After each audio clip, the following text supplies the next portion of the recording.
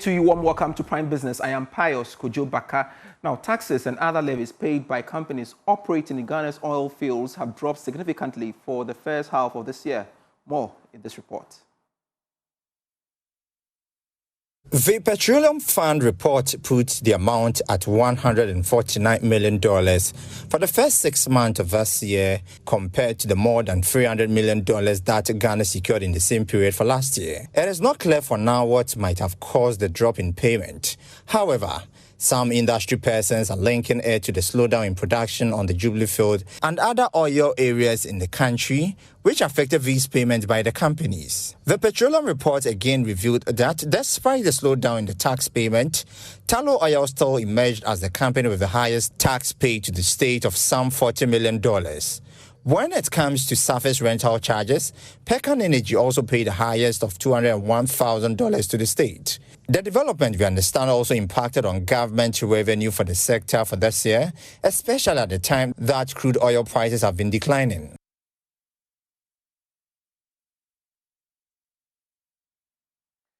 Total value of monies earned from exports continue to hit record levels. Data released by the Bank of Ghana, just this evening, showed that it reached $13.7 billion compared to $8.8 billion in the same period last year. And my colleague George has been going through the data and joins me in studio to help us understand this. George, so first off, tell us the drivers for this lending by way of exports. Well, if you go through the data, as you said, that was just released by the Bank of Ghana, you realize that our exports or our earnings from gold has gone up by more than 100% if you compare that to what we had in the same period for last year. So in terms of drivers, it's about what we are getting from gold. And you could know that the price of gold has been going up on the international market. Absolutely. So that has been the main reason for our export earnings hitting at this record levels as in $13.7 billion ending June this year. And what more has the data been saying? If you go through the data, you realize that our total debt stock,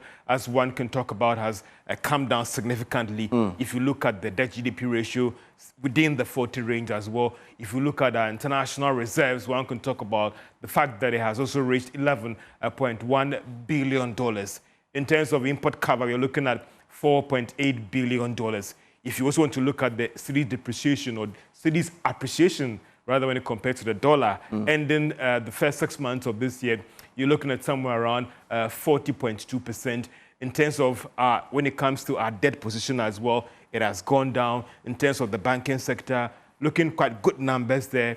The only challenge you will see is the non-performing ratio as well. But again, if you go through that, you realize that our trade surplus has also gone up significantly. You could talk about more than $5 billion. And the numbers are looking very interesting. And depending on where you will stand, you could also say that numbers are looking quite good. The current account as well, if you look at that one as well, you could see that it is also in a strong position as well. And all these numbers, one would say that how will these numbers even impact on the policy decision? And I was coming to that. So does that give us a clue as to what the policy rate will be looking like tomorrow?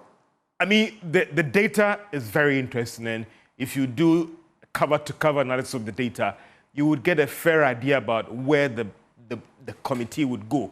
But also, don't forget the concern that the governor raised when they did the opening, that you've seen exchange rate volatility. Now, if you look at the exchange rate data, about 2 weeks ago, it was somewhere around 10 Ghana cedis, 30 pesos. If you track the data again, you're looking at somewhere around 10 cedis, 45 pesos. If you also look at crude prices, we've seen some spikes again. And also, there are concerns that these fresh levies and charges and taxes in the mid-year budget as well, you don't know how that could impact on inflation going forward. Yeah. And since the Bank of Ghana's main target is inflation targeting, you would want to be more cautious than going for the aggressive policy rate cut, which could come back to hit you. So, yes, the challenge now is that it is going to go down, but what would be the margin of reduction? And we'll certainly follow up on that tomorrow. But George, stay with me as we take this story, because we are learning the Bank of Ghana has indicated that it will not hesitate to sanction any financial institution that fails to comply with its new guidelines on money transfers And this follows report that most of these financial institutions in the country do not comply with the laws covering these transfers. And George, so what more are we learning on this? So if you go through the statement that the Bank of Ghana has released, they're talking about the fact that it has come to its attention that some of the commercial banks, dedicated electronic money issuers, and also enhanced payment service providers, or these companies that are in the space, that are in the remittance business, they are actually flouting the guidelines. When you come to termination of inward remittance using unapproved channels, and also engagement of foreign exchange swaps in the context of inward remittance as well. So the Bank of Ghana has identified this challenge in there. Therefore, it has rolled out what they will call guidelines for all these institutions to comply. Now, it is arguing that if these institutions that are in the remittance space do fail to comply with these guidelines or straight adherence to how these transfers should be done, then it would move to exercise or apply this administrative sanctions to these financial institutions that are in the business of transferring money as well as remittances as well to this country. Very well. Thank you so much, George. But we want to stay a while longer at the corridors of the Bank of Ghana because they have maintained that all guests invited to the Monetary Policy Committee meetings played an observer role and did not participate in deliberations. We've got more for you in this report. Justification from the Bank of Ghana is coming at a time that concerns have been raised about the central bank's decision to open up the meetings to some interest groups and business associations. This has led to some raising questions about the Bank of Ghana's independence and whether that is a prudent decision. But persons close to the committee have maintained that there has not been any instance where these persons have been privy to those critical decisions by the committee. They also argue, for instance, that during current Monetary Policy Committee meeting, the guests were just allowed to observe some presentation and they were later asked to leave the room. Some of the committee members, for instance, have told Joy Business what is being done by the Bank of Ghana is not out of place. This is because monetary policy meetings are typically conducted in private, but some aspects may be made public. The move is part of the effort to build some confidence in the banking sector, as well as monetary policy decisions. ABSA Bank Ghana, as part of its commitment to youth entrepreneurship, engaged some small and medium enterprises managers under the initiative I Grew It. This flagship season coincides with the visit of the Group Chief Marketing and Corporate Affairs Officer for ABSA. Now, speaking to Joy Business after the event, Director of Marketing and Corporate Affairs at ABSA Bank Ghana, Nana Isilfua Tamaklo, says she is confident that with such support from ABSA, SMEs will be strong enough to support the economy. More in this report. ABSA I Grew It initiative has provided advisory and financial support to entrepreneurs and startups to scale up the operations. The engagement, which coincided with the visit of the Group Chief Marketing and Corporate Affairs Officer, Sydney Mbele, assembled young founders, student entrepreneurs, ABSA startup clients, and ecosystem players to explore self-employment, growth strategies, and access to capital. Director of Marketing and Corporate Affairs at ABSA Bank Ghana, Nana Isilfua Tamaklo, explains the idea behind it. Its initiative, as you must have heard in there, is ABSA's support to young entrepreneurs. We are very committed to supporting the dreams, the ideas of young entrepreneurs. And our support usually doesn't even start financial. We try to help with capacity building, skills, development, and also even the support on the advisory aspect of it. So today we brought over 100 young entrepreneurs together. We brought some very seasoned panelists who have actually been through the process of starting businesses, and some are now in the area of coaching, mentoring, and seeing that they are able to help young businesses or young entrepreneurs thrive. One of the beneficiaries, who has grown to be an ambassador of the initiative, also shared her business experience. Get to a point you realize that it's a beautiful one and you need to go through. For me, mine started from a mother that used to sell food stuff, and then going to university and finding out that there's a business that's grocery delivery out there in the Western world, and you realize that it's food stuff being delivered to people in their homes. So if my mom did this on a tabletop in the 80s and 90s, how can I also do it in, like right now, in this digital stage? And that's when I started Big Sam's Market, where we shop for food stuff for people. So you order on a website, you order on WhatsApp. So it's about, sometimes it's about looking around you, the very simple things, the societal, real life problems, and then making it our way of living now, because now people are busy, people don't have time to go to the market. So how are you going to do that? So that's entrepreneurship for me. The bank is hopeful of opening further opportunities for more SMEs to propel economic growth. Still in the SME sector, business experts have admonished local SMEs to master artificial intelligence tools to brand identity, content creation, and digital marketing in efforts to optimize business growth and productivity. Entrepreneurs who are skilled in AI applications will outpace others in the job market in an era where AI threatens jobs. Now, No Business as Usual, known as the NBU, a project of SOE's Children's Villages, insists that bridging the AI knowledge gap in business will foster opportunities in developing economies like Ghana. Clinton Yeboah has more. As the world navigates the fourth industrial revolution, technologies such as artificial intelligence and digital tools are rapidly reshaping industries, education and governance. The No Business as Usual Youth Employment Center hosted a workshop in Kumasi that aligned with the 2025 World Youth Skills Day under the theme Youth Employment Through AI and Digital Skills. The workshop brought together 60 youth entrepreneurs to build capacity, share knowledge, and explore opportunities within the digital economy. Counselor and master coach Dr. Samuel Tinejayi urged young entrepreneurs to leverage AI tools effectively to stay competitive in the rapidly evolving business landscape. It's also lowering, it's coming down, meaning that the extent of use, the interest that people have, and the quality of the tools themselves are going to bring a system where eventually you cannot have any digital device or be on any digital platform or even be engaged in any end.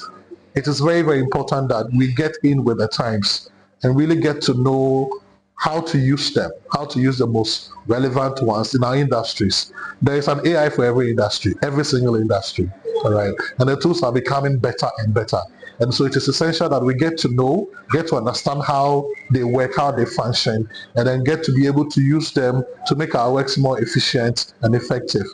And I keep saying, you can complain and have your reservations about AI, but it has come to stay, all right? And it's going to be fundamental to our existence. So the better you are at it, the easier it's going to be for you. And although AI might not necessarily take away people's jobs, but people who know how to use the AI are aimed to equip participants with practical knowledge and tools to enhance their digital competencies and bridging the digital divide and promoting inclusive access to emerging technologies in Ghana. Digital marketer and co-founder of Trendora Digital Hub, Elom Audrey, believes the TVET industry can optimize its products and brands with effective AI tools. People within these industries can just take advantage of. You don't necessarily need to have a laptop or a big computer to take simple tasks with AI. Some of the tools we've exposed them to are tools that they can use in their daily lives. They don't need to have any extra costs or any added skills to be able to use them. So instead of paying somebody to design a logo for you, you have AI tools that design the logo at no cost at all, and these are very easy to use. They can also use it to create social media content, schedule post them to advertise their businesses. So they could generate images of their products and advertise them. Participants using smartphones explored these tools like user-friendly AI tools such as ChatGPT and Canva. For Joy News, my name is Clinton Yeboah. Managing Director of GASEM Ghana, Dr. Frank Huber, has outlined proactive measures the company is implementing to reduce the use of clinker in cement production. He also highlighted GASEM's commitment to adopting greener energy alternatives and a more sustainable transport system to support climate action. Dr. Huber made these remarks during the Joy News Climate Talk series held under the theme, Paving the Way of a Greener Cement Industry in Ghana. On the clinker side, we are successful replacing a lot of the traditional coal with alternative fuels such as biomass. That's actually on a pretty good path. The other thing when it comes to calcined clay is, for example, here in Ghana, natural gas is being used, so a relatively green source, at least compared to coal. When it comes to hydrogen, that would technically work. The question is, where do we get the hydrogen from? And that's a little bit certainly where the cement industry also, we have to stick to what we know best. We're not necessarily somebody that can produce that kind of energy, but it is absolutely usable, and we are ready to use it, especially on the calcined clay side, because the switch from natural gas to hydrogen is technically not that much of a jump if the source is available. The second big one is electrical power. When you go to Tema, there's not a lot of space, for big solar plants, but we are more than happy to pay as well premium for respective green energy. And the third one is transport. I think one of the previous questions was a little bit on transport, the whole development on electric cars, etc. Very, very difficult to do in a truck environment, to be honest. So that's a little bit a part where we also need to depend a little bit on the truck manufacturers to make progress here, to allow us make progress.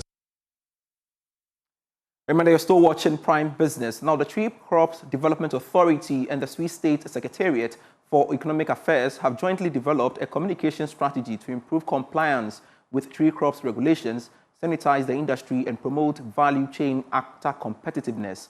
According to the Chief Executive of the Tree Crops Development Authority, Dr. Andy Okra, the communication strategy is needed to improve transparency between sector players. Here's a report. Development Authority's communication strategy is aimed at creating awareness, enhancing acceptance of regulations, and improving the competitiveness of sector players. As part of the strategy, the authority plans to improve public engagement with stakeholders. Speaking at the launch, Chief Executive of the Tree Crops Development Authority, Dr. Andy Okra, said the communication strategy is necessary to improve transparency and focus on improving living conditions of sector players. The communication strategy is to socialize TCD's Act 1010 and Regulation LI 2471. That is the legal document we are using and operating. In today's fast-paced world, information is power. Effective communication is no longer a luxury, it is an imperative. This strategy will serve as a roadmap to enhance transparency, engagement, stakeholder engagement, and visibility of the authority across the tree crops value chain. Deputy Minister of Food and Agriculture John Dumelo called for more support for the tree crops sector to aid in diversifying Ghana's agricultural exports. So this is a call to action to all the stakeholders, farmers, investors, development partners, and policymakers. I issue a call to action. Let us rally behind this transformational agenda, and then together we can diversify Ghana's agricultural exports, create jobs, promote environmental sustainability, and build a 24-hour economy. Minister of Trade, Agribusiness and Industry Elizabeth Ofosu-Ejari also called for more investors to support the sector and improve value addition. Let us commit to the future. This fair is not an event. It is a movement to grow wealth, build industries, create jobs, and secure Ghana's place in the global agricultural market. To all present here today, investors, diplomats, farmers, researchers, and business leaders, I say this: let us harness this platform to scale up investment across all 6 tree crops, strengthen partnerships that align public and private interests, innovate boldly, and champion sustainable, inclusive development across Ghana's agribusiness ecosystem. The authority also launched the Ghana Tree Crops Investment Fair and Exhibition aimed at helping players to access investments. Let's now go to the Upper West region, where the Jirapa Municipal Assembly is on the verge of partnering Farm-Made Africa in order to boost vegetable production in the enclave in order to give employment to the people, especially the youth. Municipal Chief Executive for Jirapa, Peter Toyang, says under the partnership, the investor will create jobs for the people by supporting the farmers to grow tomatoes. Rafiq Salam reports. Government in 2014 initiated the Pack Houses project under the Northern Rural Growth Program for cold storage of perishable goods in vegetable growing areas. It was an intervention by the government targeted at reducing post-harvest losses and prevent farmers from forcing to sell their produce, such as vegetables, below the cost of production. Construction of this pack house facility at Yaga in the Jirapa municipality of the Upper West region started in 2014 and completed a year later. It was, however, abandoned by the new Patriotic Party administration after they took the reins of governance.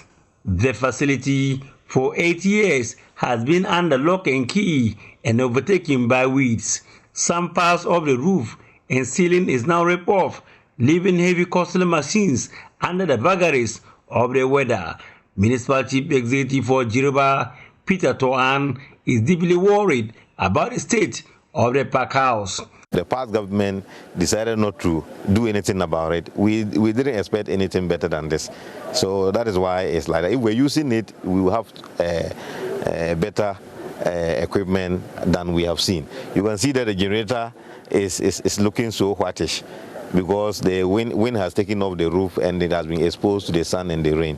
So that's why it's like that. Determined to revive the plan of the government to give employment opportunities to the people, especially the youth, and also boost up farming of vegetables in the area, Peter Toan says he has spoken to the Food and Agriculture Minister, Eric Opoku, and he has identified a strategic investor which will partner the Jiraba Municipal Assembly to improve the economic well-being of the people. We have gone around to see the place. He has assured us within no time he will come around, and then we will have an agreement with the help of the Agric Minister that the two parties, that is the Municipal Assembly or Jirapa and the investor, are both going to benefit.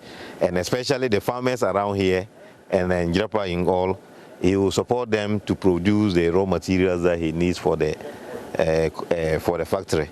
So this afternoon, shortly, that is the reason why we are here. And then we are very happy. We thank him. We thank the Agric Minister for taking this initiative to put our facility into use. Chief Executive Officer of FarmMate Africa, Sina Amevo, who is a strategic investor penciled to partner the assembly, is happy with this initial assessment of the pack house and spoke of the aftermath. A team is coming. They will be here by end of this week. Then they would come and technically assess the place. The engagement team is also coming. That would do stakeholder consultation and community engagement to further understand the needs of the community when it comes to tomato and vegetable production. They would assess the availability of water. They would assess the farmers. They would conduct a detailed needs assessment, and that is what is going to give us the data for us to proceed.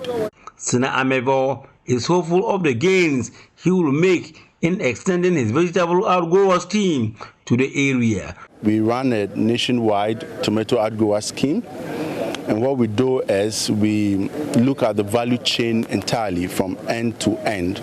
So from production, processing to distribution, we tackle all of that. So what that means is that having this facility here would help us to extend our nationwide tomato and vegetable outgrower scheme to the Jirapa community. So at the end of the day, we can produce more quality tomatoes and vegetables to feed the facility, and then to feed Ghana as well. Reporting for Joy News, Rafik Salam, Yaga. This has been Prime Business. I am Pius Kojo Baka. For more stories, do log on to myjoyonline.com/business. I leave you with commodities update.